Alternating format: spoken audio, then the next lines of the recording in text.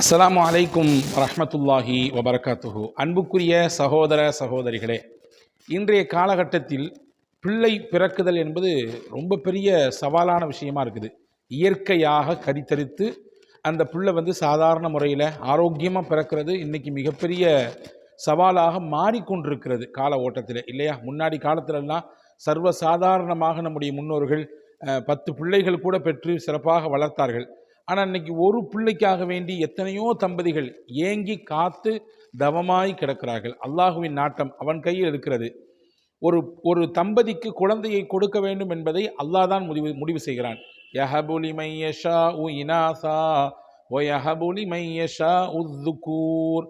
அல்லாஹ் தான் நாடியவர்களுக்கு பெண் பிள்ளைகளை அன்பளிப்பாக தருகிறான், தான் நாடியவர்களுக்கு ஆண் பிள்ளைகளை அன்பளிப்பாக தருகிறான், தான் நாடியவர்களுக்கு ரெண்டையுமே கலந்து கொடுக்கிறான், தான் நாடியவர்களை குழந்தை பேர் அற்றவர்களாக மாற்றிவிடுகிறான். இது குர்ஆனுடைய வசனம்.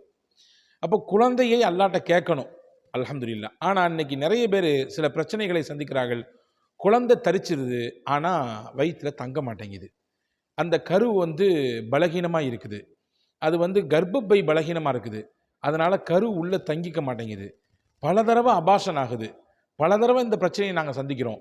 நல்ல செய்தி கிடச்சிது அப்படின்னு சொல்லி சந்தோஷமாக இருக்கிற சமயத்தில் இந்த மாதிரியான நிகழ்வுகள் ஏற்பட்டு எங்களுக்கு பெரிய வருத்தத்தையும் பெரிய மன உளைச்சலையும் கொடுத்துருதுன்னு சொல்லி பல தம்பதிகள், குறிப்பாக அந்த தம்பதிகளை பெற்ற பெற்றோர்கள் வருத்தப்படுவதை, வேதனைப்படுவதை பார்க்கிறோம். இன்னைக்கு நான் ஒரு அற்புதமான குர்ஆனினுடைய வசனத்தை நான் சொல்லித் தருகிறேன்.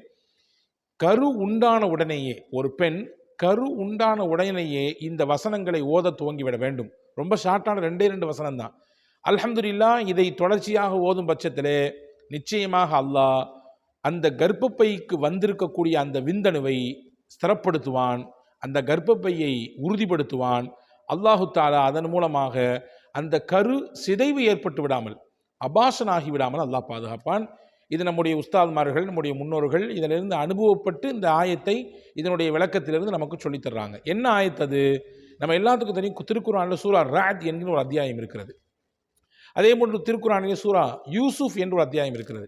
இந்த 2 சூறாவில் இருந்த 2 வேறு ஆயத்துகள், அதுதான் இன்னைக்கான நமக்கான தீர்வு. அதுக்கு முன்னாடி ஒரு செய்தியை சொல்கிறேன், கேட்டுக்குங்க. பொதுவாகவே ஒரு ஆணும் பெண்ணும் தாம்பத்தியம் இணைந்ததற்கு பிறகு அந்த விந்தணு இருக்கிறதே, அந்த விந்தணு அந்த பெண்ணின் கர்ப்பப்பையை சென்று அடைகிறது. சும்மா போயிருமா அப்படின்னா, விஞ்ஞானம் மருத்துவம் நிறைய சொல்லுது. நமக்கு மார்க்கம் என்ன சொல்லுது? ரசூல்லா என்ன சொல்லியிருக்காங்க? ரசூல்லா சொன்னாங்க, புகாரி ஷரீஃபிலே ஹதீஸ் வந்திருக்கிறது, முஸ்லீம் ஷரீஃபிலே இந்த ஹதீஸ் வந்திருக்கிறது.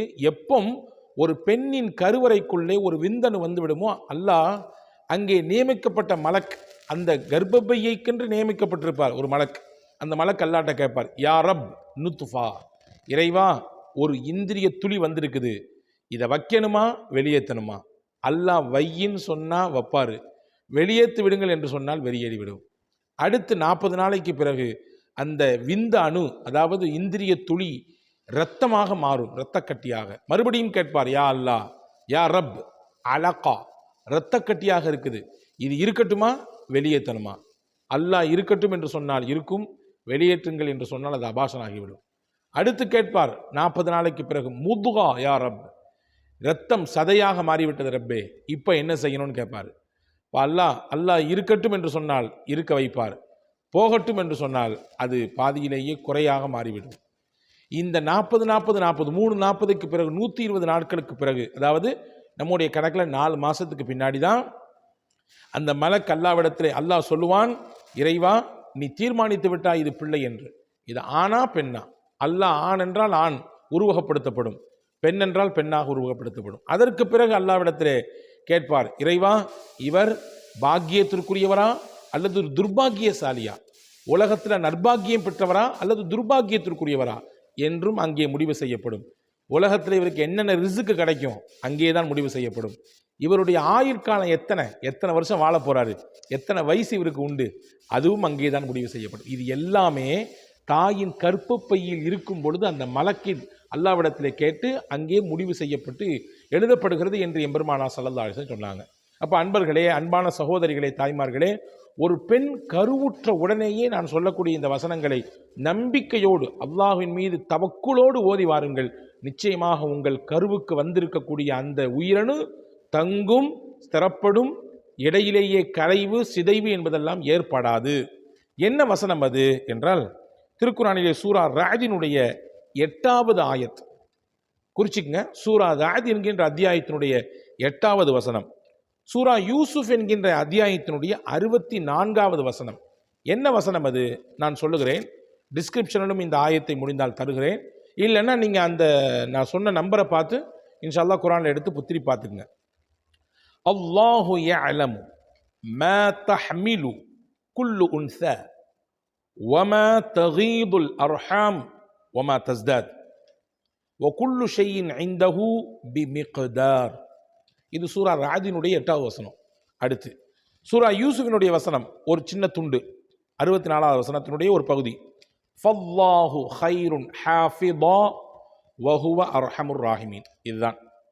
இந்த 2 வசனங்களையும் திருப்பி திருப்பி ஓதணும். என்ன அர்த்தம்னு பார்த்துருவோமா? அல்லாஹ் என்ன சொல்கிறான்? அல்லாஹு தாலா ஒரு பெண் தன் கர்ப்பப்பையில் என்ன சுமந்திருக்கிறாள் என்பதை அவன் அறியக்கூடியவனாக இருக்கிறான். ஒமா தகீதுல் அர்ஹாம் ஒமா தஸ்தாத்.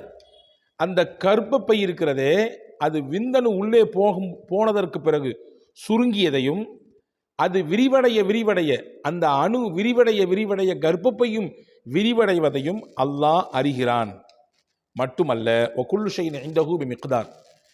இந்த உள்ளே போன அணு எத்தனை காலங்கள் இருக்க வேண்டும் என்பதையும், அல்லாஹ்விடத்திலே ஒரு குறிப்பிட்ட காலம் இருக்கிறது, அதையும் பரிபூர்ணமாக அவன் அறிந்து வைத்திருக்கிறான். உள்ளே போன அணு எத்தனை வருஷம் இருக்கணும், அந்த விந்தணு எத்தனை நாட்கள், எத்தனை வருஷம் சொல்கிறேன், எத்தனை நாட்கள் அல்லது எத்தனை மாதங்கள் இருக்க வேண்டும் என்கின்ற அந்த குறிப்பிட்ட காலத்தையும் அல்லாஹ் தீர்க்கமாக அறிந்து வைத்திருக்கிறான் என்பதுதான் இந்த வசனத்தினுடைய பொருள்.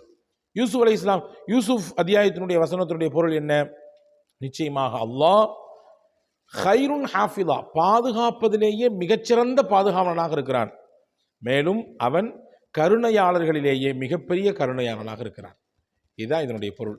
அன்பர்களே, அன்பு தோழிகளே, சகோதரிகளே, கருவுற்றவுடன் பெண்களுக்கு நிச்சயமாக இதை ஓதுவதற்கு நீங்கள் பழக்கப்படுத்துங்கள். தொடர்ச்சியாக ஓதி வாருங்கள். எப்பொழுது நீங்கள் கன்ஃபார்ம் பண்ணுறீங்களோ வயிற்றுக்குள்ள நல்ல செய்தி, அதாவது புள்ள குழந்தை உண்டாயிருக்கிறாங்க, கர்ப்பம் தரிச்சிருக்குது அப்படிங்கிறத என்னைக்கு கன்ஃபார்ம் பண்ணுறீங்களோ அன்னையிலிருந்து அந்த பிள்ளையும் சரி, அந்த பிள்ளையை பெற்றவர்களும் சரி, இந்த வசனங்களை நம்பிக்கையோடு ஓதி வாருங்கள். நிச்சயமாக கருச்சிதைவு, இடையிலேயே கரு முறிந்து போகுதல், அல்லது குறை பிரசவம் ஏற்படுதல், அல்லது உள்ளே பிள்ளைக்கு ஏதாவது உடல் ரீதியான அல்லது உறுப்புகள் ரீதியான அல்லது சிந்தனை ரீதியான குழப்பங்களை எல்லாம் விட்டு அல்லாஹு தஆலா பாதுகாப்பதற்கு போதுமானவனாக இருக்கிறான். வல்லாஹு அஅலம் பிஸ்ஸவாப். அல்லாஹ்வே அனைத்து நல்ல காரியத்தையும் மிக்க அறிந்தவனாக இருக்கிறான். உண்மை, நேர்மை, சொல்லக்கூடிய விஷயத்தில் எது சரியானது என்பதை மிக அறிந்தவனாக அவன் இருக்கிறான். அவனிடத்திலேயே நாம் ஆதரவு வைப்போம். அல்லாஹ் தௌஃபீக் செய்வானாக. வஸலாம். அஸ்ஸலாமு அலைக்கும்.